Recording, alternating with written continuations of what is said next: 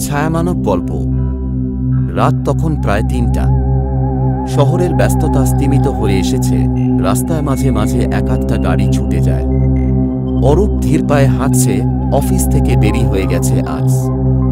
ফাঁকা রাস্তায় হাঁটতে হাঁটতে তার মনে হলো কেউ কি পেছন থেকে অনুসরণ করছে। সে থামল, পিছনে তাকালো। না, কিছু নেই। হয়তো ক্লান্ত মস্তিষ্ক ভুল দেখছে।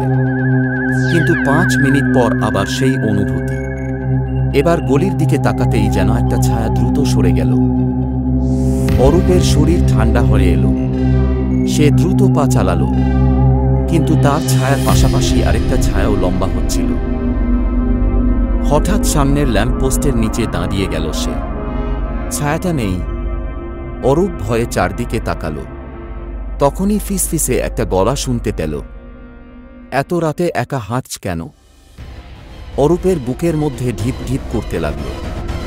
গলির ধারে একটা কালো ছায়া ধীরে ধীরে এগিয়ে আসছে। সে দৌড় দিল। পেছন থেকে হাসির শব্দ শোনা গেল। কিন্তু সামনে পৌঁছে দেখল রাস্তার মোড়ে দাঁড়িয়ে থাকা পুলিশ কিছুই টের পায়নি।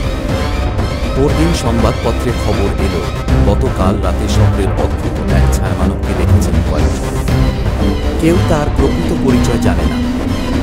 অরূপ আর ও এবার চিন্তিত হয়ে পড়লেন।